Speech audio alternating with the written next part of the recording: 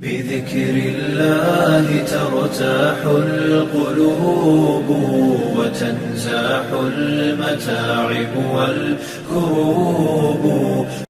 اسی طرح last time ہم نے یہ بات ڈسکس کرنی شروع کی تھی کہ شیطان کھاتے پیتے تو ہیں لیکن کیا وہ نکاح بھی کرتے ہیں اور ان کی نسل بھی چلتی ہے. تو جنات کے آپس کے نکاح کرنے کے متعلق تو سورہ کہف میں بڑی واضح دلیل موجود ہے. اللہ عز و جل فرماتے ہیں سورہ کہف کی آیہ نمبر 50 میں کہ کیا تم مجھے چھوڑ کر شیطان کو اور اس کی اولاد کو اپنا دوست بناتے ہو. افتتخذونہ وذریتہ اولیاء من دونی وہم لکم عدو، حالانکہ وہ تو تمہارے دشمن ہیں. تو یہ آیت اس بات پر دلالت ہے کہ شیطان اولاد حاصل کرنے کے لیے باہمی نکاح کرتے ہیں. اچھا، اللہ عز و جل فرماتے ہیں سورہ رحمان میں آتا ہے کہ لم یطمثہن انس قبلہم ولا جان، کہ یہ جو جنت میں جائیں گے اور انہیں حوریں ملیں گی تو اب وہ حوروں کی کیفیت کیا ہوگی کہ نہ تو ان کو کسی انسان نے کبھی چھوا ہوگا اور نہ کبھی کسی جن نے. تو اس سے معلوم ہوا کہ وہ جماع بھی کرتے ہیں. اسی طرح علامہ سیوطی لکھتے ہیں کہ ارشاد خداوندی جو ہے نا افتتخذونہ وذریتہ، کہ تم اس کو اور اس کی اولاد کو، اس کی تفسیر میں حضرت قتادہ رضی اللہ تعالی عنہ رحمۃ اللہ علیہ، یہ بہت مشہور تابعی ہیں تو اور بہت بڑے قرآن کے مفسر بھی ہیں.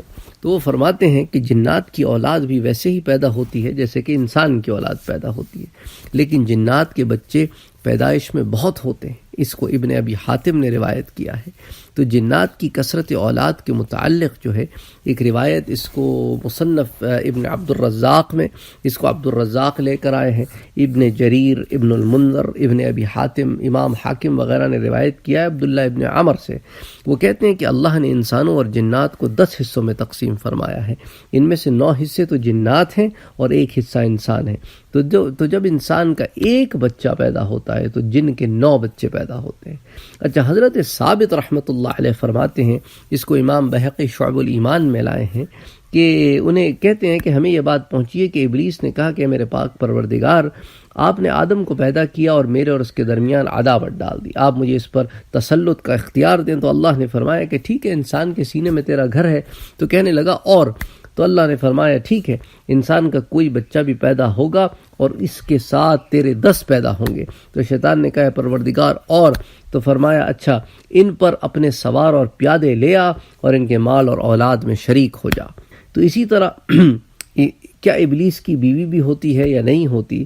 تو اس کے متعلق امام شعبی سے جب پوچھا گیا تو وہ کہتے ہیں کہ اس کے متعلق ہم نے کسی سے نہیں سنا، تو اس کو ابن المنذر نے روایت کیا ہے. بہرحال ان کی شادیاں تو ہوتی ہیں، ان کی اولاد بھی ہوتی ہے اور اولاد بڑھتی بھی ہے اور اولاد تعداد میں کثیر بھی ہوتی ہے. تو یہاں سے یہ بات تو ثابت ہو گئی کہ وہ نکاح تو کرتے ہیں. اب دوسرا سوال یہ پیدا ہوتا ہے جس کو ہم اب ڈسکس کریں گے کہ جنات اور انسان کیا ان کے آپس میں نکاح ہو سکتے ہیں کہ نہیں. بذكر الله ترتاح القلوب وتنزاح المتاعب والكروب.